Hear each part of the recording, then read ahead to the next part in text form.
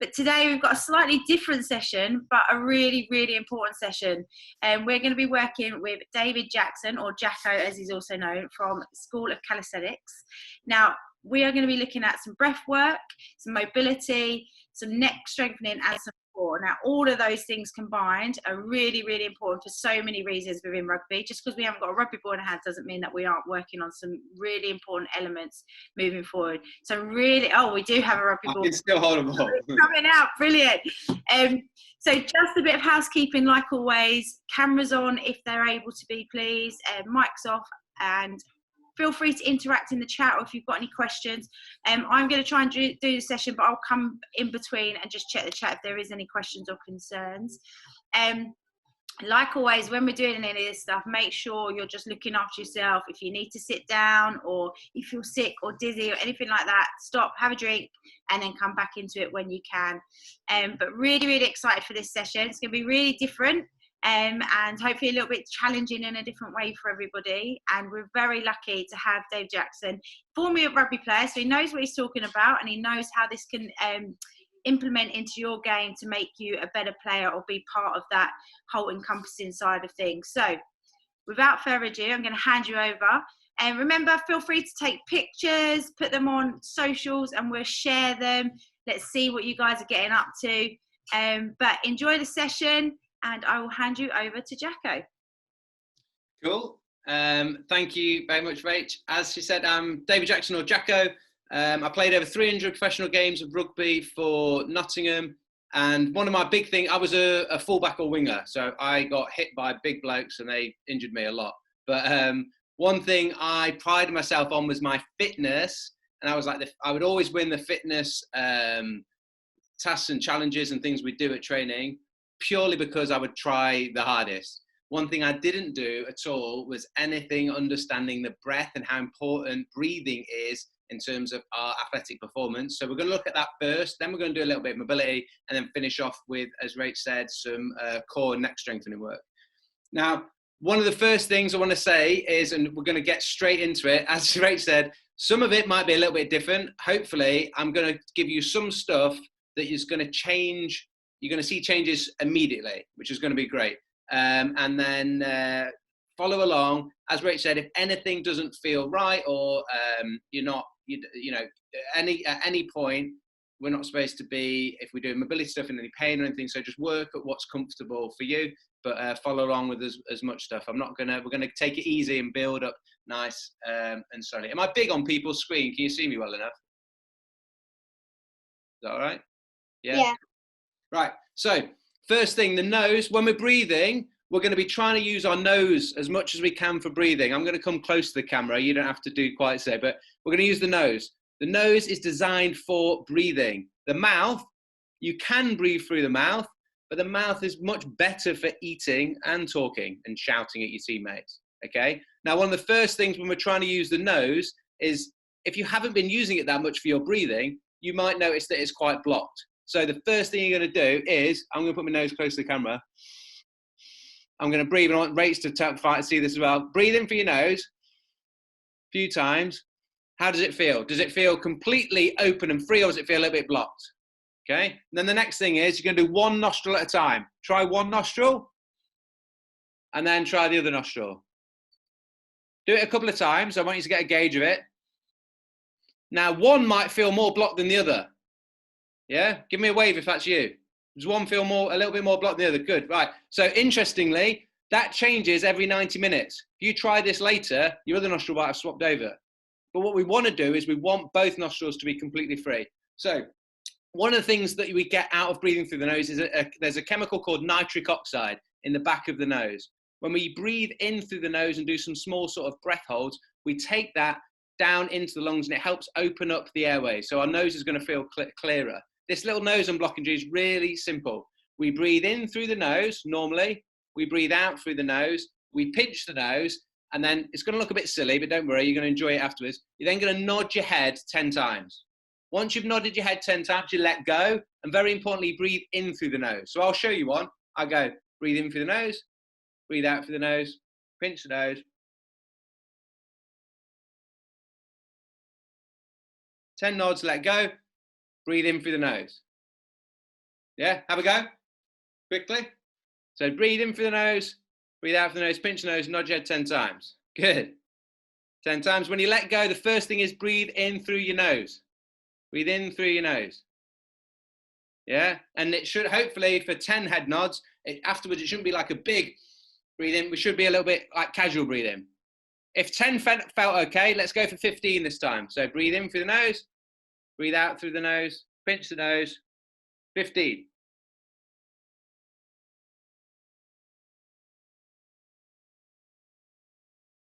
Breathe in through the nose. You might already notice that that first breath in feels a little bit easier. Yeah, give me a head nod or a wave if it feels a little bit easier. Yeah, good. Okay, and then if 10 felt quite hard, stay at 10. If 15 felt quite hard, stay at 15. If 15 felt all right, let's go for 20. Okay, it's gonna be our last one. So we're gonna do 3 repetitions of that. So breathe in through the nose, normal breathe in, normal breath out, pinch the nose, go for 20. Keep your mouth closed, hold your breath, 20. Let go and breathe in through the nose.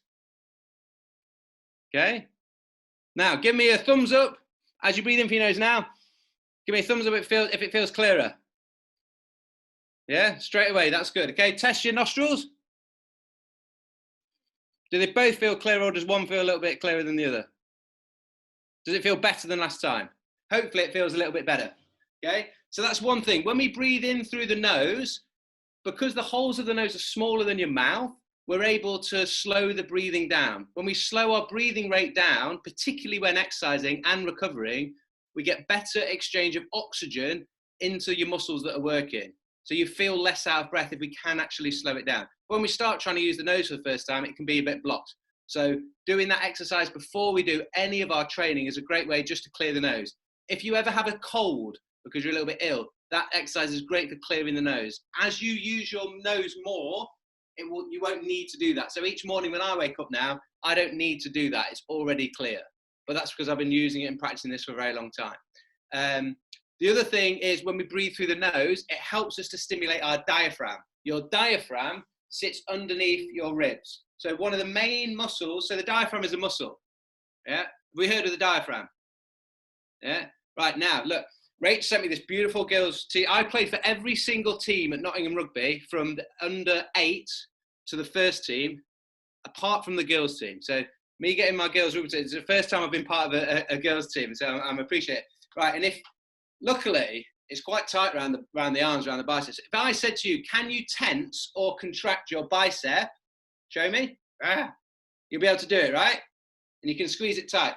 Now, if I say to you the diaphragm is a muscle, I ask you to tense or contract your diaphragm. How do you do that?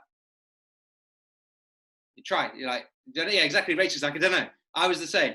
Now, it's a muscle. It contracts. When we breathe in, it contracts and moves downwards. But it'd be quite difficult to know how to engage it. So the simplest and easy way to engage it is through a what we call a blocked inhalation.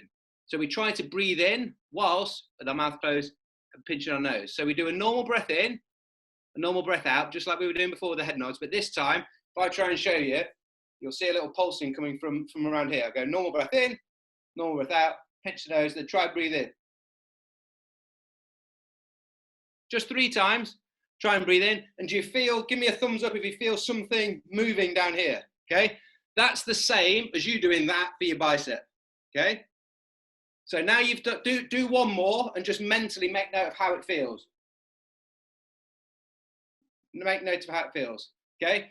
And then either standing or kneeling, or you could even be sitting, but try and get out of a sitting position, either kneeling or standing. It's a little bit better to feel it. I want you to put your hands on your 2 lowest ribs. So find them, put them on the outside. And then we're going to breathe with our diaphragm in through the nose and out through the nose. So the nose should feel a bit clearer already because of that drill we did before. You know how to contract your diaphragm now. The last thing for our good breathing techniques and mechanics is to get the ribs moving. So when I breathe in, I'm trying to use that diaphragm, that same feeling. When I contract it, it's going to move downwards. Air comes in through the nose, and then my ribs are going to move out a little bit. And when I breathe out, they come back together. So only small. but I should see my fingers widening. And when I relax on the out breath, fingers come together. So as I breathe in, diaphragm moves down. I feel that contraction somewhere around here, moves downwards, ribs move out, move back together. Okay, little breath drill I want to do with this is great for, we're going to do really short breath holds, every 2 breaths. And what this is great for, I want you to have those same mechanics, using the diaphragm, letting the ribs move inwards and out, and coming only in and out through the nose. So your mouth is going to stay closed. If you get nervous before games, this is a great one. I played over 300 games for Nottingham. I got nervous for every one. Using the breath is a great way to maintain your nerves and not get too nervous. If you ever feel anxious at like school or an exam or something, using this next drill can be great for that. It's also fantastic for our recovery. So after training, spending a few minutes doing this. So you can use your hands on your ribs if you want to, just to make sure that they're moving inwards and outwards. But where you're going to breathe in through the nose, breathe out through the nose, pinch the nose, and hold for 3, 2, 1. Then breathe in through the nose for 2 breaths. Breathe out, that's 1. Breathe in through the nose, breathe out, that's 2. At the end of that, pinch the nose at 3, 2, 1.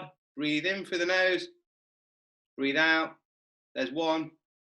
Breathe in through the nose, breathe out, that's 2 breaths. Hold again, 3, 2, 1. Breathe in through the nose, relax. Breathe out. Breathe in through the nose. Breathe out. Pinch the nose. 3, 2, 1. Breathe in through the nose. Breathe out. There's 1. Breathe in through the nose. Relax on the out breath. Relax. Pinch the nose. 3, 2, 1. Breathe in through the nose. Breathe out. We'll go for 4 seconds. This next one. Breathe in through the nose. Breathe out. 4, 3, 2, 1. Breathe in through the nose. Breathe out. Breathe in through the nose. Relax on the out breath. Breathe out. Pinch the nose. 1, 2, 3, 4. Breathe in through the nose. Breathe out. Breathe in through the nose. Breathe out. This time 5. 5, 4, 3, 2, 1. Breathe in through the nose. Breathe out. Breathe in through the nose. Breathe out. Pinch the nose. 5, 4, 3, 2, 1. And relax. Okay, normal breathing now. If you keep your mouth closed, you might notice if you just think about it now, is there a little bit more saliva in your mouth? Nod along or give me a thumbs up if there is. Saliva in the mouth is a really good sign that we have moved away from have you heard of the fight or flight response? We talk about the stress response. People heard of fight or flight. So fight or flight, when you're training and you're doing a game, you need to be in that zone. That's great. When we're recovering, we want to shift away from that and we want to go towards our recovery, which is our rest, digest, and recover. Rest, digest. A sign of being in rest, digest is the buildup of saliva. Okay, so if you have had that after that, hopefully you feel calm as well as a result of that. Say, great for nerves and anxiety, really good for recovery as well. Okay, so next up, we're going to go into a little bit of using the breath to help mobilize. So for this one, actually, I might move my camera. So I'm going to be stood up. I'm just going to move myself up here. Okay. So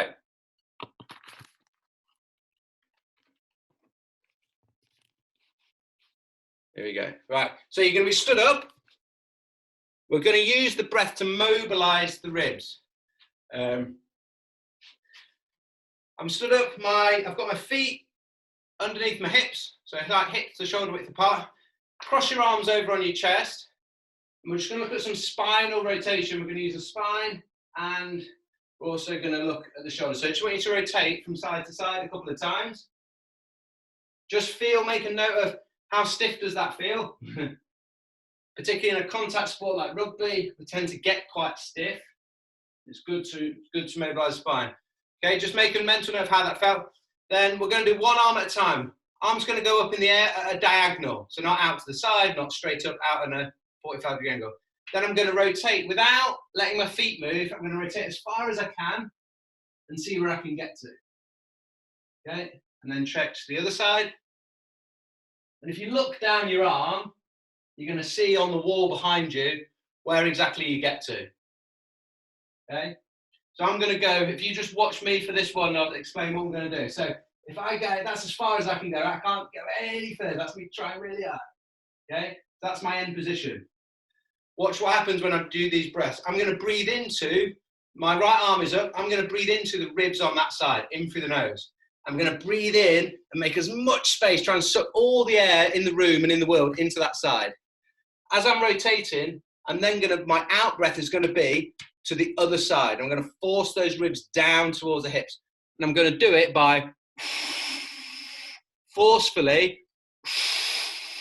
blowing the air out of my mouth as if I'm holding a straw. So watch what happens. I go as far as I can. I breathe into this side as big as I can.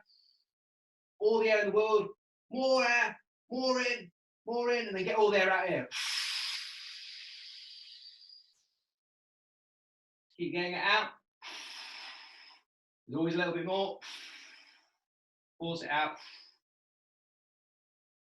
And then see how much further you're able to rotate after that.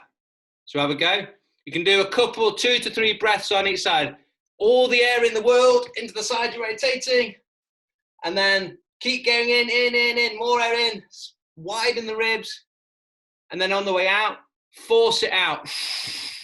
When you don't think there's any more air to get out, keep going, because I promise you there'll be more. Once you've done one side, make sure you do the other, because you don't want to be all loose on one side and not the other. So breathe in, expand those ribs as much as you can, suck the air in through your nose, as much air as possible, and then get it all out. Force it out and then rotate. There's always a bit more to get out. Good. How's that feel? Give me a, if it made no difference, give us one of them. If it was worse afterwards, do thumbs down. If it was better, yeah, okay, good. So shoulders feeling good.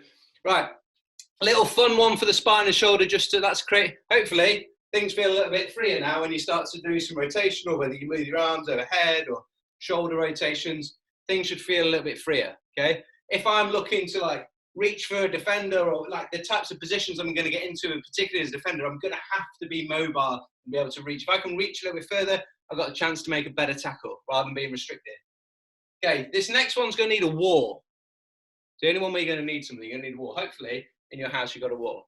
And it's going to look something a little bit like this. So we're going to use the shoulder and spine in the type of positions we were going for. So I'm going to stand side on to the wall. I'm going to stick my right arm out. Fingers are going to go towards the middle. And I'm going to touch the wall, sort of shoulder width. And then I'm going to rotate around onto my, so my now back is facing the wall. My chest is facing forward. I'm going to reach with the other hand, touch that hand on the wall, rotate across. And then go back the other way. Rotate around, touch the wall, come through. And then each time you go, see whether you can put your hands on the wall a little bit lower each time. Each time you rotate, you're just sort of working your way down. Working your way down the wall a bit as you gradually, as you go down, nice. The more you go down, obviously the more rotation, the more extension through the spine you're working, and the more the shoulder has to work through there as well. Lovely. So one of the big things about mobility is not just having the range, like the flexibility, it's also having the strength to be able to do it. If you're, as you're walking, as you're going down the wall, you're having to use some strength to get back up. Do we feel that? Do we appreciate that? Yeah, so really nice for the shoulder, really nice for the spine. Think about those tackles we're making when we're driving and like trying to grab someone out here. We need to have that rotation, we need to have that reach, and we need to have the strength in those positions, okay? Let's then look at the lower body then, okay? So I want you to do, we're going to do 2 little tests. First one is without any warm-up or anything at all, try to come down and touch your toes or touch the floor. Just check in with your flexibility. Do a couple of little soft bounces at the bottom, and then just see where you can get to. What sort of normal for you? I can get my fingers like flat to my palm. My palm's not on the floor, just my fingers. Okay, that's pretty normal for me. Before I've done anything, before any warm-up. Yeah? Can you touch your toes, Rach? I couldn't touch my toes when I played rugby. Flexibility was terrible when I played rugby. Okay, flexibility, if we're really tight, like I used to pull my hamstring all the time because they were too tight. Needed to do something about it, but I didn't. Right, then the other one I want you to do is you're going to come into this lunging position.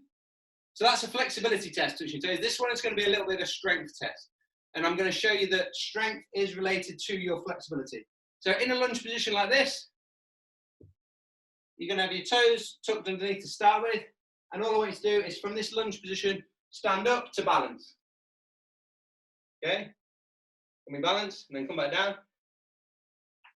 Okay.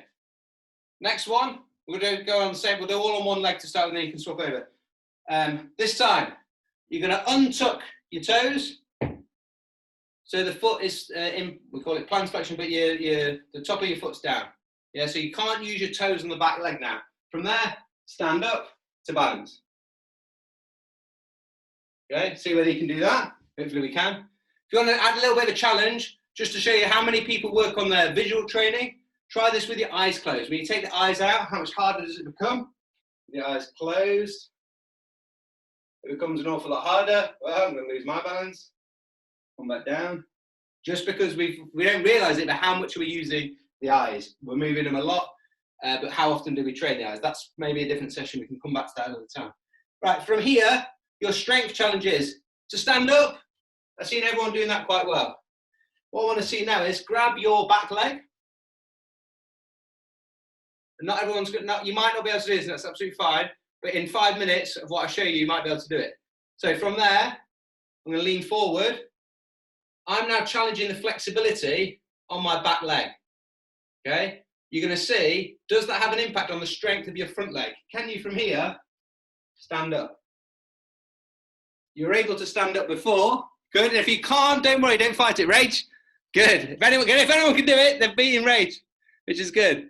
Don't worry. So right, if you can't do it, don't worry, don't fight it. Anyone managed to do it? We're going to see. I'm going to do some stuff and we're going to check in a minute. But do you appreciate, before you were holding your back leg, you had the strength to stand up, right? But then just because we're challenging your flexibility, all of a sudden your strength has gone. It's like Superman and his kryptonite. But you haven't lost your strength. Don't worry, we're going to do something to help improve that. So, first thing, try the other leg. Try the other leg. I want to see some people as well. I'm looking at. So standing up without holding the back leg is going to be hopefully okay. Oh, Fern Mia White, nearly holding the back leg. Close. Right, so if you're a bit like Fern's getting very close, yeah. What we're going to do next is going to help you to be able to do that comfortably, hopefully, or feel a little bit better. If it feels completely impossible, it's just going to feel a little bit less impossible in about 5 minutes' time, okay? So, come back down onto the floor, and what we're going to do is we're going to use the breath to help mobilize your hips. Really interesting, you know, they said the diaphragm is a muscle. Where your diaphragm attaches onto your spine is the same place your hip flexor attaches to your spine. So we can use a relaxation of the diaphragm to help hip flexors relax. If we can help the hip flexors relax, you're going to get some more range. That's going to be good for both your toe touch and that, we call that a shrimp squat, okay? So in this position, first thing you can do is tilt your pelvis underneath. What that means is basically squeeze your bum as hard as you can. I like to check that it's on. If it's all soft and flabby, you haven't engaged it. So tuck the bum underneath, squeeze that tight. You can give it a slap to check that it's tight. You're gonna feel a bit more of a stretch on the hip flexor on that back leg when you do that. After that, I want you to push your foot down into the ground. So the foot that's behind me, I'm pushing it into the ground while squeezing the bum. The last thing we're going to do is, I'll come here so you can see. Last thing we're going to do is put your hands on your ribs, and it's all about the exhale. Don't care about the inhale on this one, it's all about the exhale. You've got to force all that air out like you're pushing air out of it like a straw. And push, think about driving your ribs down towards your hips. So squeeze your bum, push your foot into the ground, then drive all the air out. Keep going. Keep going. So you can't get any more air out. Then you'll breathe in. We'll do that 3 times. Okay? So squeeze the bum, push the foot into the ground, and get all that air out. Stay tall when you do it. Don't crunch over. Drive your ribs down towards your hips. All the air out. Your final one, you're going to do that if you can, whilst holding your back leg for the last rep. Okay? If you need to hold on to something, hold on to it with the other arm. But I'm squeezing my bum on that back leg. That back foot is pushing into my hand. So push your back foot into your hand and then get all the air out.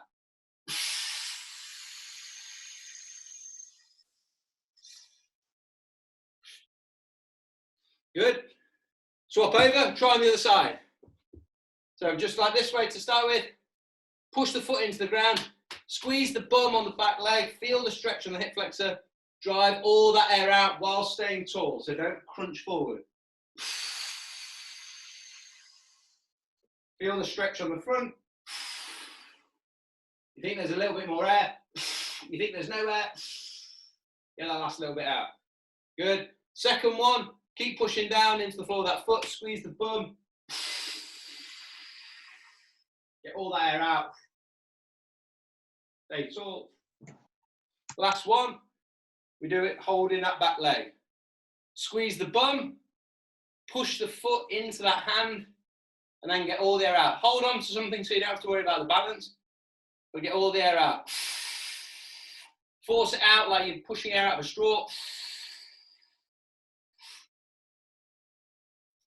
Good. Okay, just now, we haven't done anything apart from that. Just go down now and test out how's your hamstring flexibility feel like? So I was fingers to the floor before, and now got my hand completely flat on the floor. And just give me a little bit of a thumbs up if it's improved a little bit. Give us one of those if it's the same, or down if it's got worse. Cool, okay. Last little bit for the hip then. Going to go down onto all fours. So I'm kneeling like this. And we're going to look at taking the hip through its full range. So as I said, mobility is not just about flexibility, it's about strength and control. So I'm going to take my right knee, I'm going to reach it towards my chest, take it out to the side, and slowly make the biggest circle I can, really slow, with that foot. As far around as I can. Come back down to the floor and bring it down. What I want you to do when you're in this position is I don't want my back to be either like really rounded or really arched down. So I want to be able to engage my core to keep my spine in a nice flat position. When you take the leg back now, what you'll probably want to do is arch through the back. So you can use the core now to engage, squeeze the foot up to the air, reach it round out to the side, as far and big and round as you can, slowly, slowly, slowly. This is not about being fast, it's about controlling the slowest, deepest range that you can. So reach the knee up, bring the foot up, reach it round, biggest circle you can, work really hard. You can tell I'm working out because my voice is changing. And bring it back down. Last one to reverse it. Keep the spine in a good position. Don't arch the back as you reach up. Reach around. Round, round, round, round. And bring it down. Do we go to the other leg? For 2 reps. So knee forward, knee out to the side. Reach it as far around as you can. Try not to move the rest of your body. Everything else is staying still, apart from your hip. And you go in as slow as you can. Slow, slow, slow. You should feel your glutes really working in this to control that end outer ranges that we often neglect and miss out, particularly in rotations of the hip. Last one, bring the knee forward, out to the side, reach the foot up, as big a circle as you can with that full arc. I guess it's not a full circle, is it? It's half a circle. Bring down, keep the spine in a good position, don't arch the back as you reach up. Knee out to the side, foot round on that big arc. Come around and put it back down. Okay, now we go back to our test. So, can you lean forward a little bit, stand up, hopefully it's going to feel a bit easier. And then now the big test. If anyone was close before, can you hold that back leg, lean forward a little bit, and then from there, can you now any closer to standing up? It's not going to change your world in one session, but some people might get a little bit closer. If you've got, if you've got a little bit of, say like a resistance band or something, even like a little strap or anything that you could attach around your back leg, you could bring it over the shoulder, and then you don't have to hold it quite as close to be able to then come up with it. So it's not quite as hard as holding with your hand. If you want to really challenge yourself, then you try and hold with both legs, hold the leg with both hands and be able to stand up. But that's something to work on, Rach. Okay, there was a couple of people who were really close before that might find it a little bit easier. Jenny Barnett, that looked good. Who was the other one that I'd seen was getting close? Fern, I think. Hiya, Fern. Let's have a little look. Yes, Fern, well done. Let us know in the chat, I'm interested in this one, just let us know in the chat if you went from, I couldn't do it and now I can, but if it felt really, really, really, really hard the first time, oh, Lizzie, well done. If it felt really, really hard the first time, you're going to need to practice this for a few weeks and it's going to loosen off. But I wanted to use that to show you that your strength is dictated by your flexibility. And that's where we create mobility. When we have flexibility and strength, that's what we get. Have we got a couple of minutes just to finish off with the core, Rach, yeah? Cool. So the last little bit we're going to do is on the core, and we're going to do the core and interlink that with the neck as well. So you're going to lie on your back for this one.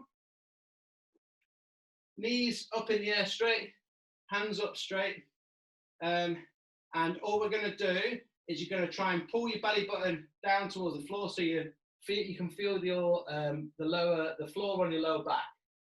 I'm going to take my arms and my hands away, and I've got to keep and maintain. My head's going to be resting on the floor. I'm going to touch my toes, my heels, down on the floor, touch my fingers on the floor, bring them back. The whole time your job is to make sure that your lower back doesn't go into, can you see my back now? I can put my hand underneath. Ribs are lifted up. I've got this big arch in my back. I can then feel my back muscles working rather than my core muscles. I want my core muscles to be working. So I suck my belly button down towards my spine. The lowest part of my spine stays in contact with the floor, and I reach down and I go as far as I can whilst maintaining the feeling of the floor on my lower back. If I can, I'm going to come all the way down and touch my heels and my fingers on the floor before slowly bringing them back together. You should then feel your core muscles working rather than your lower back muscles. It shouldn't be lower back. If you're arching, if you feel your lower back working and you're arching your back, what you need to do is only go as far as you can, maintain your lower back on the floor.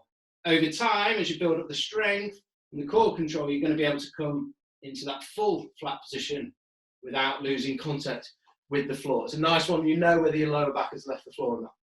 Okay, so that's one for the core. We're going to then look at the neck and then do them both together. So put your feet down on the floor now. I'm going to tuck my chin underneath, and I'm trying to lengthen the space at the back of my neck. So I tuck my chin, and I'm trying to push and think about lengthening my head towards the wall behind me.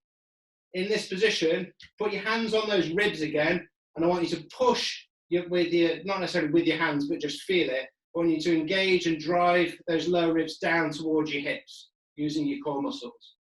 to engage. So lower ribs are not flared up, lower ribs are pushed down. You'll feel again your lower back on the floor. From there, I want you to push your head into the floor for 5, 4, the back of your head into the floor, 3, 2, 1, and then rest. Okay, again, ribs down, head pushed, back of the head into the floor for 5, 4, 3, 2, 1, then relax. You may have been, because you were tensing to push your head, probably holding your breath then. This time, I want you to do it without holding your breath. You're going to draw your ribs down towards your hips, feel your lower back on the floor, push your head into the floor, and then whilst you're there, breathe in, ribs widen, breathe out. Keep pushing your head into the floor, but breathe. Breathe in, ribs widen, breathe out. Last one, keep pushing your head into the floor, breathe in, breathe out. So feeling those ribs whilst doing that, then relax. Okay, last challenge for the neck then is going to be that same position with the head. So I'm trying to tuck my chin, pushing my head into the floor. But once I push my head into the floor for just 2 seconds, I'm then going to try and lift my head just off the floor, just so I can literally put a piece of paper underneath it. Again, draw the ribs down, and you'll feel the neck muscles at the front of your neck now working. Hold that, breathe in, ribs widen, head is just off the floor, breathe out. Head's just off the floor, keep it there, breathe in, ribs widen, breathe out. And then rest the head down on the floor. Okay? What we're going to try and do is bring the core exercise in with the neck. So, first thing is just set the head position. So push the ribs down towards the hips, tuck the chin, lift the head just a tiny bit off the floor. Do one breath in, ribs widen, head is off the floor, neck muscles are working, breathe out. Then whilst you're doing that, lift one leg up, lift the other leg up, keep the head just off the floor, hands go up. And then now, as you go down, breathe out. As you come back in, breathe in. Head staying just off the floor. As you breathe out, move down. As you breathe in, move up. Head's just off the floor. Breathe out as you go down. Breathe in as you come back up. Breathe out as you go down. Breathe in as you just come up. And rest down there on the floor. Hopefully you'll notice that as you engaging your neck muscles, again, because we're bringing in another element to the movement, all of a sudden the core exercise, when we did it on its own, was harder than when we brought the neck into it. So just thinking about how where the body all works as one, when we layer things on top of each other, whether it's challenging our when we're challenging our flexibility as well as our strength, it's different to just doing strength on its own. When we challenge like one area of the body, if we do it in conjunction with another area of the body, like the core and the neck there, then it's more challenging. How's that? Why is that really important for rugby? Well, when you're going into a tackle, you want to have a stable spine. So you want your core to be engaged. You want your shoulders to be in a good position. And you're also going to want your neck to be nice and strong and in a stable shape, whether that's going to tackle, whether it's going to a scrum, whether it's taking contact. So we want the body in a game like rugby to be able to work together and be able to create tension and control, to be able to either take impact, or if you're on attack and changing direction, you want to be able to change direction by linking all these body parts together. That's just a quick little demonstration of how some of those things impact each other. Why did I find it hard? It's potentially a great question. So when you lift, so great question from Alison, why did I find it hard with my head lifted? So when you're lifting your head off the floor, all of a sudden we've got to engage these neck muscles. And what you're noticing is when you've got another job to do and those neck muscles are having to then link into the core muscles are finding it hard. So even your neck is not independent of your core. When you're using those neck muscles, your core is having to engage as well. So you're giving the core sort of two jobs to do. One, help to stabilize the neck, as well as do the core exercise itself. So, Rach, apologies as ever, I talk too much, so I'll have gone over. so much for that. I think it's really, really useful. You know, all the things you're talking about in relation to rugby, how we can bring that into the game, you know, in contact. You know, I know we aren't playing right now, but what an opportunity to get so strong, not needing to go to the gym, in your breath work, in your mobility and your core strength, and how the neck muscles are so, so important, you know, for concussion. You know, we do this at international level, at elite level. We do neck strengthening exercise, and so it's really, really useful to try and do all of this. And like everything, you know, you can't pass a ball straight away, you can't kick a ball straight away, you can't tackle straight away, so you need to practice it. And we've been given some tools today to be able to go away and practice. Now I am going to 100% keep working on being able to try and stand up on one leg while holding. My mobility is really bad, so I expect to see you lot be working on this. Maybe by next week we'll have a few more. Maybe when we start the session next week we'll have a look to see how people have improved. If you get it before then, share it on social media so I can see it, and we'll give you a shout out next weekend. But look, really useful information. This will go up on our YouTube channel so that you guys can revisit it. But please do try and integrate it into some of your daily workouts. Do them for a little bit longer than what we may have done on today. And we will be announcing some exciting stuff coming up for February half term very soon, which might integrate some more of this stuff. So keep working at it, and really well done, because some of this stuff is quite difficult to get your head around. Thinking about, you know, a muscle that's deep inside you, trying to get that to work can be quite difficult. So well done everybody for participating. Hopefully everybody can breathe a little easier now and maybe move a little better for the rest of your day. Hopefully some of you got snow to go and play in. But I would just like to say a massive thank you to David Jackson. If you're not following him, check him out on my page. I've just tagged him in. See the other things that he can do just by looking after his core, his breath work and his neck. And maybe some of you guys can be doing a human flag as a try celebration one day. Go check it out. It's really, really worth it. But well done, everybody. Really impressed. A bit of a different hit out for you this morning. I see some sleepy faces.